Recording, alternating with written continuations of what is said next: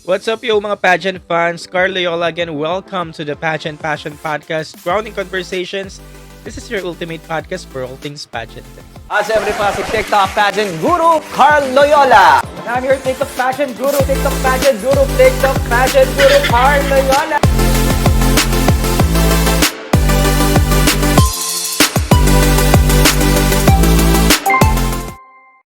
Alright, before we proceed sa ating topic, shout out muna sa lahat ng mga consistent na nakikinig, nanonood, mga viewers natin na laging naandyan. Ayan, hindi ko naman isa-isa mga pangalan nyo pero alam nyo kung sino kayo dahil nagko-comment naman ako dyan sa comment section.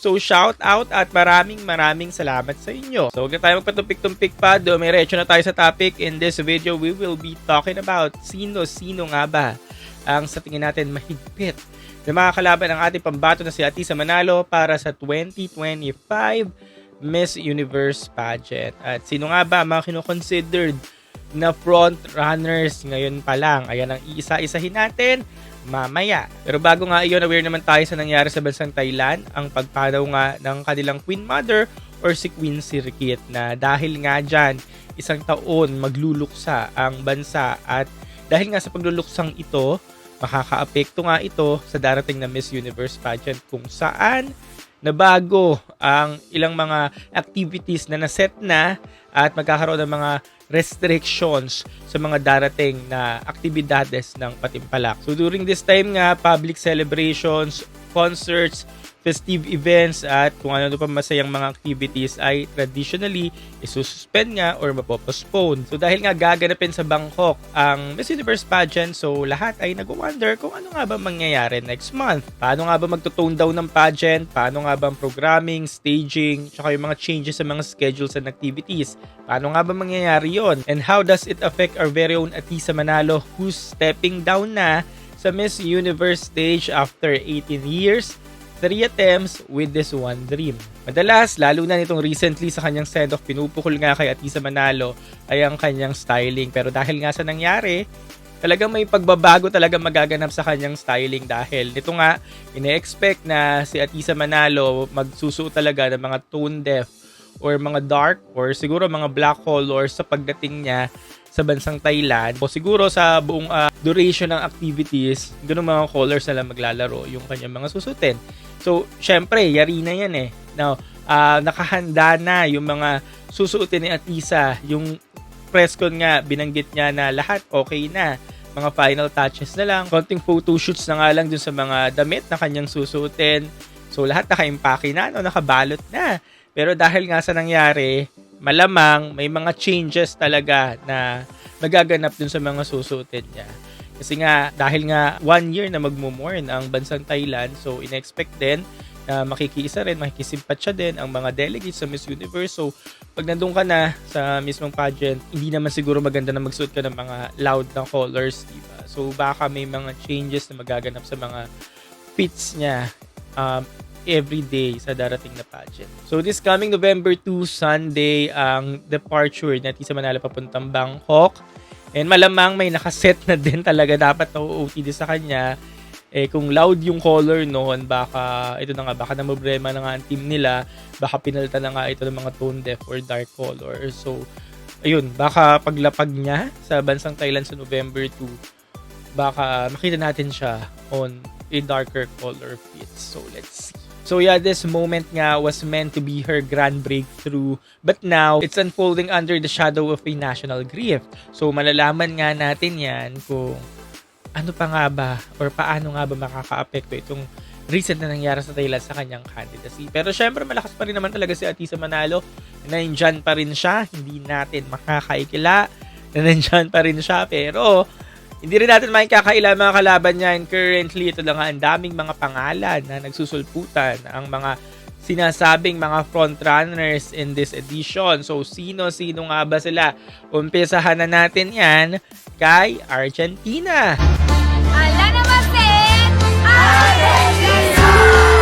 Her name is Aldea Maset. She's a French-Argentine image consultant, singer, model, and beauty queen originally from Aldea, Valle Maria Diamante, Entre Rios, Argentina. She's currently 26 years old and started her modeling career in 2013. She was a Miss Universe Argentina 2019 finalist and mako-considered na rin sana for the Miss Universe Argentina 2020 title. And then in 2025, she's the Miss Universe Entre Rios, and then the same year, nakoronahan nga siyang Miss Universe Argentina 2025. And then the same year, nakapag-judge pa siya sa Miss Universe Sao Paulo. And then now, eto na nga, welcome sa 74th edition ng MU. Now, let's go to Miss Universe Bangladesh na umingay na rin ang pangalan ngayon.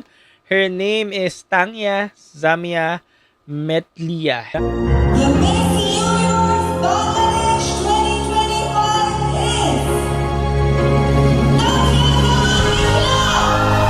She's a Bollywood film actress and beauty pageant title holder who was crowned as the Miss Universe Bangladesh in 2020, and she was scheduled to Miss Universe pageant in 2020 pero dahil nga sa COVID restrictions, hindi siya nakapunta dahil nga rin sa malawakan lockdown. So ngayon na nga in 2025, tuloy na ang kanyang pag-compete for the Miss Universe pageant.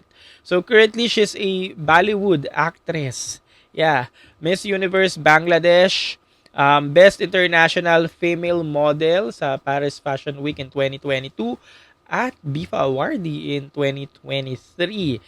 Nakoronahan din siyang Miss Supranational Bangladesh in 2019 na nagbigay sa kanya ng rights para mag-represent ng bansang Bangladesh sa Miss Supranational 2019. Pero nag-decide siya mag-withdraw from that competition. So yan, no strangers na rin pagdating sa pageantry. Pageant veteran na nga ito, si Miss Bangladesh. Let's see kung hanggang saan uusad itong kapitbahay natin sa Asia for this Miss Universe pageant. Moving on sa isa sa mga maiingay na kandidata nagko-compete pa lang sa kanyang national pageant, Miss Universe Chile, Ina Mol. She's a 28 years old. She started her professional modeling career in 2012 at ang kanyang nanay a finalist ng Miss Chile in 1987. So siguro kabatch siya ni Cecilia Boloco sa Miss Universe Chile nung mga time na yun, pero I'm not sure. Pero dahil nga dyan, yun, namamayagpag or nananalantay na nga yung dugo talaga ng pagiging beauty queen sa kanya. In 2023, she starred in Jack Roberts' film Remnant. So actress din pala si Miss Chile. And then, she won Miss Universo Chile in 2025, earning her right to represent the country sa Miss Universe pageant sa Bangkok. And now, ito na nga tayo. Kita-kit sa Bangkok daw, sabi ni Ina. Next natin, ngayon pa nga lang ay isa na nga sa pinakakinatatakutan, Miss Universe Colombia, Vanessa Pulgarin. Vanessa Pulgarin Monsalve, Miss Universe Colombia! Nairepresenta na niya ang bansang Colombia sa Miss International pageant in 2017. And ngayon na nga, 2025, so Miss Universe pageant naman ang bagsak niya. So matagal-tagal na rin na hindi nakakorona ang Colombia after 2014. 2015 naman, nag-attempt ulit silang mag-back-to-back pero naharang ito nung nag-first runner-up sila. And then after noon, nung taong iyon, lagi lang sila nakaabang. Madalas first, second, or finalist, top 5. At hanggang ngayon nga, 2025, hindi na ito nasundan. So gigil na rin talaga mga Colombiana para mga corona. So let's see kung hanggang saan ito aabot. Now let's move on naman kay Cote d'Ivoire, a 27-year-old, 5 foot 10 inches tall, and her name is Olivia Yache. Olivia Manuela Yace. She started her professional modeling career in 2011, and then in 2021, siya ang nanalong Miss Cote d'Ivoire. And then the next year, 2022, lumaban siya sa Miss World Pageant at naging second runner-up. And this year, nanalo naman siyang Miss Universe Cote d'Ivoire, earning her the right to represent the country para sa Miss Universe Pageant dito nga sa Bangkok. Next is Miss Universe Costa Rica, Myla Roth, a 28-year-old, 5 foot 8 inches tall. Myla Roth, Costa Rica! Ang first ever beauty pageant niya sa Costa Rica ay noong 2006, batang-bata pa. And then noong 2022, naging semi-finals na rin siya for the Miss International. And this year, 2025, MU naman. Next up, yung ingay at glamour nito ay kagaya rin ni Miss Chile. Ito na nga po, si Nadia Mejia of Ecuador. 29-year-old, 5 foot 9 inches tall at hindi na nga rin bago sa mundo ng pageantry dahil talagang batikan na. Nag-umpisa siya noong 2012 bilang Miss California Teen USA finalist. And then noong 2013 naman naging Miss Beverly Hills Teen USA. And then the same year, Miss California Teen USA 4th runner-up. And then the next year, 2014, naging Miss California Teen USA. And then 2015 naman, semi-finalist for the Miss California USA. And then 2016, siya na ang Miss California USA. And then, yun, the same year, sumali siya sa Miss USA representing California. Pero naging finalist lang siya doon. And then, 2024 na, yan, fast forward to 2024, naging Miss Universe Ecuador siya first runner-up. And then, the next year, 2025, sumali ulit siya. At ito na nga, nanalo na nga siyang Miss Universe Ecuador. At ito na nga, talagang sobrang batikan nga siya dahil di mo, ang haba ng pageantry timeline niya since 2012. So parang si Atisa din, no? Galing sa paghihigante ang kanyang journey dahil simulat sa poll, yun nga hasang-hasa. And this year, makikita natin kung ano nga bang kahinatnan ng prototype nito, ng kalibre ng isang Ecuadorian queen. Ayan, ni Nadia Mejia pagdating sa Miss Universe pageant. Next natin, Miss France, Eva Gilles, 22 years old, 5'7" tall. Nakoronahang Miss Universe France last year at ngayon nga magko-compete na for the Miss Universe pageant. So in 2017, she was diagnosed with a neurological condition. So isa ito siguro sa magiging highlight ng kanyang backstory. So ayan, maganda rin ang kanyang asta, ang kanyang hulma. So malalaman natin kung hanggang saan ang aabutin niya sa Miss Universe pageant. Next, Miss Universe Guadalupe, 5'8", 26 years old, and her name is Upeli Mezzino. She's a French model at hindi na rin bago sa pageantry dahil nagrepresenta na siya ng bansang France sa 69th edition ng Miss World Pageant. At ngayon nga ay magre-representa naman ng isa sa mga region ng France, ang Guadeloupe nga, for the Miss Universe Pageant sa Bangkok. So in 2018, she won Miss Guadeloupe. And then 2019, nag-Miss World nga at nanalong second runner-up. At talaga naman namamayag pagdating sa modeling world. And now, ito na tayo. Miss yun na ang bagsak ni Guadalupe. Next up, India. The Miss Universe India 2025 is... Na talaga naman pinag-usapan ang headshot nung lumabas ito dahil talagang ang ganda-ganda nga niya at sinasabing ito na nga daw ang matinding mga kalaban ni Atisa. So, ito na nga po, Manika Vishwakarma. Fun fact lang, 2 beses siya nag-compete sa Miss Universe India bago niya makuha ang representasyon ngayon sa Thailand. She's a visual artist, model, singer, dancer, beauty queen na rin. At yun nga, pageant veteran na rin talaga sa bansang India. In 2024, naging semi-finalist siya sa Miss Universe India. And this year, nakuha na nga niyang representation. At yun nga, magko-compete na siya sa bansang Thailand. Next, Indonesia, Sanli Liu. Nagko-compete pa rin sa national. Talagang pinag-uusapan na at siya na talaga yung nirurut ng mga Indonesians at maging mga pageant fans sa buong mundo, kahit ka dito sa Pilipinas, siyang nirurut na manalong Miss Universe Indonesia.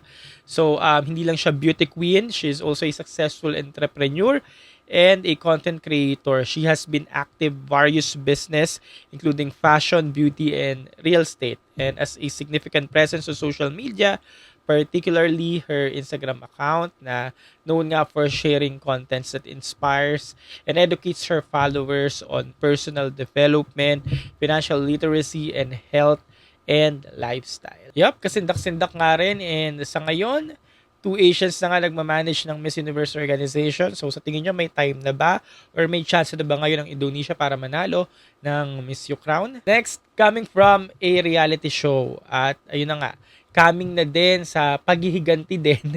Kasi nga po, itong delegate na ito ay pageant veteran na rin at na-experience na rin ang paulit-ulit na pagsali sa iba't ibang mga national pageant.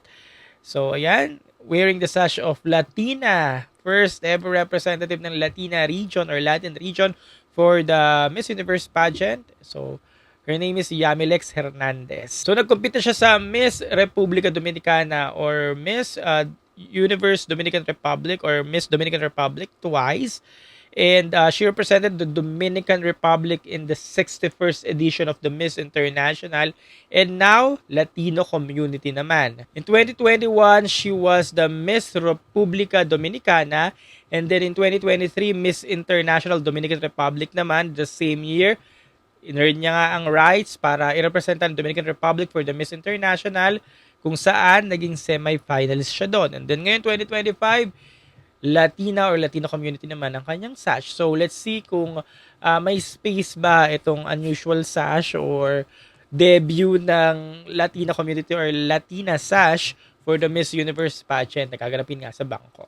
Next up, Mexico. 27 years old, 5'7", and her name is Fatima Boch Hernandez. Porque los sueños se convierten en realidad y porque Dios así lo quiso, Fatima Bosch, So ayun nga, given na nandito si Raul sa organization, Mexico sash, hanggang saan nga ba ang itatagal ng Mexicanang ito sa pageant na Miss Universe? Next is the Miss Universe Palestine. So ito na nga ang debut ng Palestine or Palestine sa Miss Universe pageant.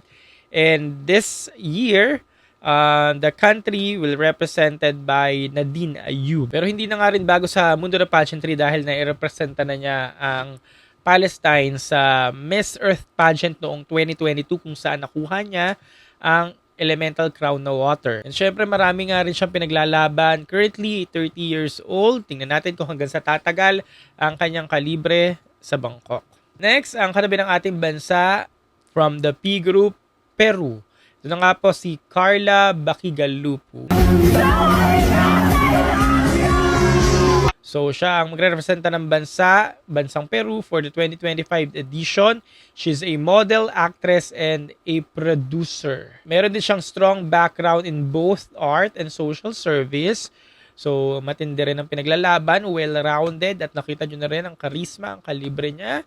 Ayan, recently kumalat sa social media yung mga videos ng departure niya. So, let's see kung hanggang saan tatagal din or kung masasapawan nga ba niya ang pambato natin sa lineup. So, ayun ang abangan natin. Next, 26 years old, Miss Puerto Rico, Zashley Alicea. Puerto Rico, estamos listos, estamos ready. Na nanalong Miss Universe Puerto Rico nito lang at nag-earn nga ng right para ma-represent ang bansa sa Thailand. She's a gymnast, ballerina, model, and a beauty queen as well. Next, Miss Sweden, Daniela Lundqvist. Galing siya sa franchise ng franchise owner ay Filipino who is Josh Hugen. And syempre, nakita nyo naman yung kalibre niya. Isang typical na European pero Barbie at malakas nga ang dating. Hindi na rin bago sa mundo ng pageantry dahil in 2019 nag-compete na siya sa Miss World at ngayon nga Universe naman. Lumaban siya sa Miss Universe Sweden in 2017 and then the same year Miss Multiverse naman yung nilabanan niya. And then bumalik ulit siya sa Miss Universe Sweden in 2018 and then nag-Miss Tourism World naman in 2019. And then the same year 2019 nag-Miss World naman siya. And then in 2021 bumalik siya sa Miss Universe Sweden kung saan nagtapos nga siya sa top 5. And then ito na nga 2025. Tuloy na ang kanyang Miss Universe dream dahil bound for Bangkok na ang kanyang beauty for the Miss Universe pageant as the Sweden representative under a Filipino franchise owner na si Josh Hugen. Next is the Miss Universe Thailand. Pravinar Vinasingh na wala na tayong pag-uusapan dito dahil alam nyo naman ang istorya ng kanyang buhay. Yun na nga po, 4 na best nagtangka for the Miss Universe pageant representation and now tuloy na sa kanyang home country. Home court. Ayan, maging advantage sa kanyang home court niya. Home court advantage para sa darating ng Miss Universe pageant. And dahil nga sa nangyari, ito mga Queen Mother niya mismo, Queen Mother nila, pagpanaw ni Queen Sirikit, makaka-apekto or kung may maaapektuhan man talaga, may talaga maapektuhan man ang pagpanaw si V na yon dahil siya yung mismong Thai. And unang-una makaka-apekto nga yan sa mga styling niya, sa mga gagamitin niyang damit. So, kagaya siguro ng laban ni Chalita Swanswanay dito sa Pilipinas noong 2017 na lahat ng ginamit niyang fit, white or black lang, malamang makikita natin si Vina na naka-white or black, dark colors, or mga tone deaf colors lang talaga. Talaga makaka-apekto yung pagpanaw ng kanilang queen sa mga magiging fit at OOTD ni Vina dahil never talaga natin siya makikitaan na magsusuot ng mga loud colors dahil syempre, siya mismo yung tayo queen nila yun So, kung may unang susunod dun sa 1 year mourn, siya talaga yon. So, siya talaga yung pinaka-apektado ng pagmumorn dun sa nangyaring pagpanaw ni Queen Sirikit. And then, yun na nga, bawal magsaya. So, let's see kung paano nga ba magko-cope up si Vina sa sitwasyon. Kung ano nga ba, bawal magsaya, mag-celebrate. So, tingnan natin kung magiging malungkot lang ba siya sa buong competition. But hindi ko alam. Pero yun nga yung aabangan natin. Pero as of now, para sa akin, Vina is the one to beat. Given Nawat, given Kun-an, Thailand, home country, parang lahat nag-aalay kay Vina, no? Tingnan natin kung magiging or makikisimpat siya ba ang Miss Universe pageant or ang destiny para siya makakuha ng ikatlong korona ng Thailand for the Miss Universe pageant. Abangan natin yan. Next is may hawak ng sash ng USA, kakapanalo lang from Nebraska, Audrey Eckert. Siyempre, USA siya. And alam niyo naman, pag mga USA candidates, mga batak na batak. Although talagang hindi na masyadong prestige or nag-downgrade ang Miss USA, yung production nila or yung showcasing ng pageant nila nito lang. Pero ito pa rin, kalibre pa rin yung winner. So, tingnan natin kung hanggang saan tatagal to si Eckert sa Miss Universe pageant. Kung kaya niya pa bang mag-top 5 kasi usually, di ba pag mga USA talaga kinatatakutan natin yan dati. Pero ngayon na-lost na talaga yung prestige nila sa mga pageants. So, tingnan natin kung hanggang saan tatagal. Next is Miss Universe Vietnam na hindi ko mai-pronounce ang pangalan. Pero, siya ang first ever trans delegate na isasabak ng bansang Vietnam for the Miss Universe pageant.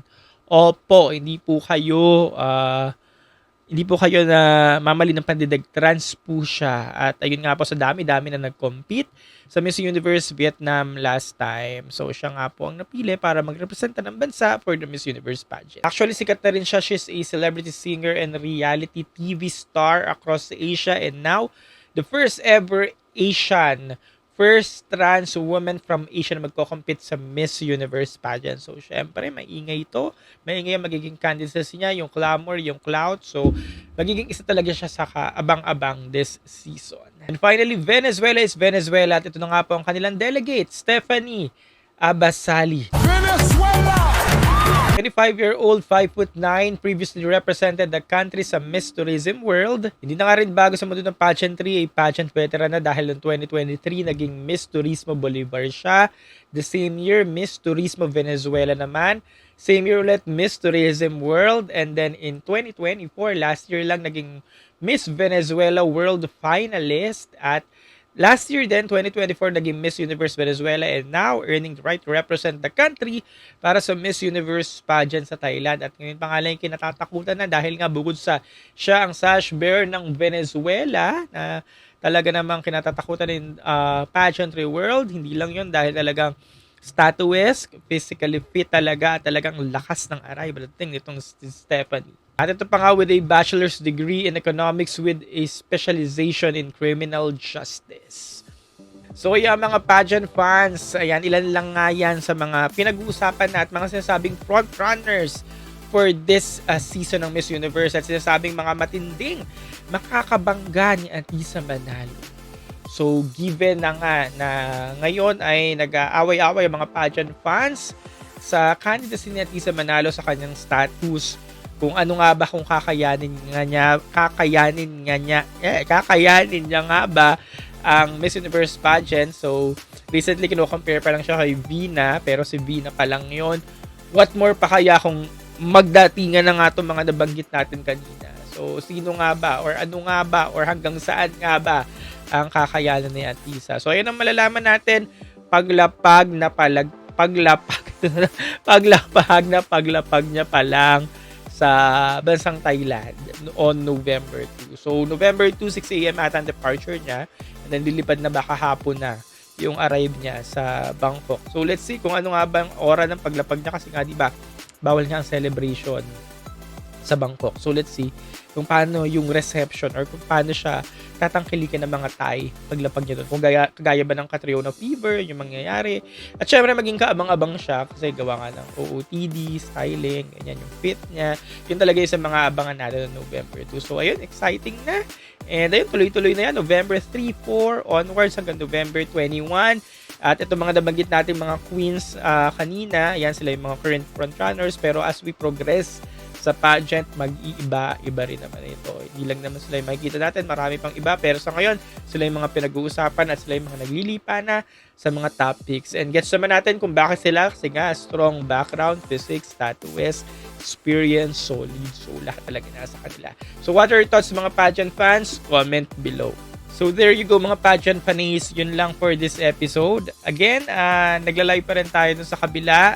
Yan, madalas yun every night. Kung naaabutan nyo, join lang kayo sa ating discussion dun sa Black App. And sa mga team replay naman, i-upload ko rin yan dito sa YouTube para naman na makasubaybay pa rin kayo kung gusto nyo makinig or kung may mga ginagawa kayo, busy kayo. So, pakinggan nyo lang yan dyan.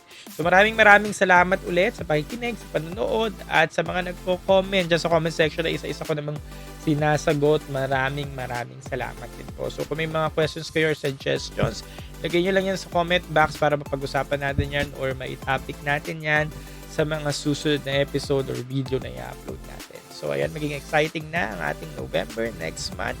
So, kita kits ulit tayo sa mga susunod na videos, episode, and ingatan lahat. And yun, malapit na rin ang weekend. And syempre, bakasyon dahil nga po holidays, All Souls Day, All Souls Day, All Saints Day, November 1 and November 2 ay sama-sama natin ipagdasal ang mga kaluluwa ng ating mga yumaong mahal sa buhay. At ayun, mag-ingat tayong lagi. And kita-kits. Yun lang. Bye! Paalam! Siyempre pa si TikTok pageant guru Carl Loyola. And I'm your TikTok pageant guru, TikTok pageant guru Carl Loyola.